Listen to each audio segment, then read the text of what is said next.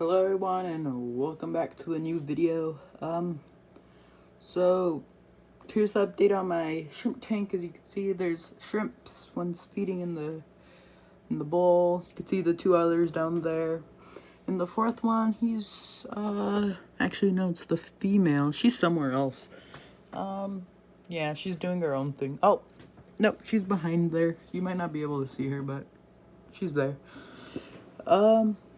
So here's the update. So it started, well, when I ordered them from Flip Aquatics, 5 of them came. One was dead in the packaging. They sent me another 2. One of those died, which sucks. One of those died, and then another one from the original shipping died as well because it was in the filter and I didn't notice it. Well, it wasn't in the filter, but it was in the filter, a little filter intake slit it has. I just regret not looking at that. So I covered that up with a piece of sponge and a rock so it stays there. Kind of sad about that. Another one died. The most recent death was due to a failed molt. I don't know why it failed. The others seem to be doing fine though. They've all molted. And the female in the feeding dish you see there, I think she's ready. I don't see a saddle on her, but I hope she's ready. She's ready to have eggs, hopefully. The males might not be ready, but she might. And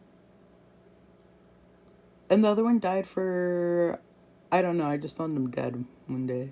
Or the second day I had him. Other than that, the 4 in here are doing perfect right now. They're very active, they're grazing all the time, and yeah. So what I feed these guys is, so I just got a package today from Mark Shrimp Tanks. You could find him. He's, it might take a while if you're from the US for a thing to come in to ship, or for your package to come, but what the shrimp in the feeding dish is feeding on right now is the 100% organic nettle pellet. They seem to like that one a lot. All 4 of them were feeding off of a bigger pellet I put in there, but I figured I had to just cut the tiniest piece from it. I also got this with the packaging. I didn't buy these ones. These ones came in free, but they're smaller packaging. Smaller little bags. This is the nettle mix, which he has a video on his channel on what he puts in this, but this has more protein, and this one's basically all calcium. But I'm going to have to do a bit of searching on, I know it's a pea pellet, but I need to search on how much calcium and blah, blah, blah, all that stuff is in there. But these foods are good, especially if you just want to add, if you want your shrimp to not just feed on protein. Because protein makes them grow, but calcium keeps their shell good. Especially when after they molt. It makes it healthy. I also, so what I've been feeding them in the meantime before I got this stuff was, I tried feeding them this, which is the Sinking Cichlid Gold from Hikari. They surprisingly like this one a lot. This one is, they didn't like it so much. It's the API bottom feeder pellets.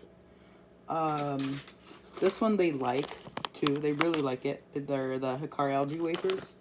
And they also liked this one, which is the Hikari crab cuisine.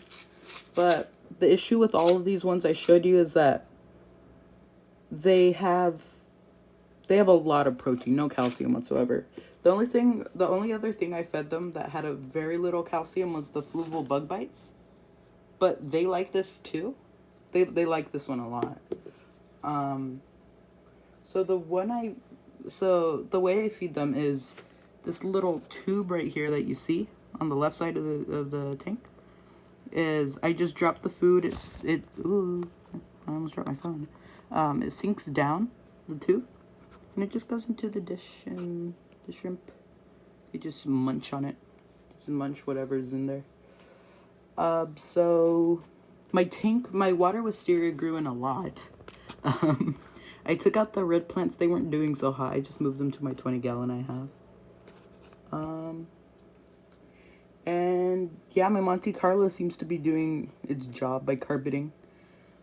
So I guess there was some mistakes made in the start by not covering up that intake filter, but tomorrow I'm gonna do the first water change, and I'm gonna see how that goes. Hopefully it goes good. I just need to do a little bit more research on that one. I have the lid off right now because it's super hot, but I have the fan going, and the tank is at a decent temperature of about 73, with the maximum temperature getting to like 75 in the tank, and the minimum being like 70. But 75 is the absolute maximum you might want to keep Caridina shrimp at, or at least these tiger shrimp, because they could handle a bit hotter waters and a bit harder waters than crystal shrimp. But yeah, that's pretty much it. And I did redo my 5-gallon, so I will get you guys updated. Whoever watches this, I'll keep you guys updated on that one once I get it cycled. It's basically just the sponge filter for my 20, because I upgraded that sponge filter with a way bigger one, and I put the little one that was in there, the pre-existing one, in the little 5-gallon, and I took out all the plants in I used the same rocks again to just cover the base of the sponge filter, just for the crayfish to hide in, because I'm going to put him back in there. Hopefully he'll get along with the cherry shrimp I'm planning on putting in there too, because their parameters are pretty much the same. So yeah, I have ordered some Subwasser tang from eBay. Hopefully that comes in pretty good. Hopefully that comes in really well, actually. And I'm going to tie it to a piece of wood. So when I get the Subwasser tang and the wood, and I tie it and I put it in the tank, that's when I'll update you guys on the 5-gallon. And then when I get it cycled, I'm going to put the crayfish in there, and then when I get the cherry shrimp and I put them in there and I wait about a week like I did with these guys to update you guys on it about, that's when I'll talk to you guys about the cherry shrimp in the 5-gallon. And I got a new light, of course.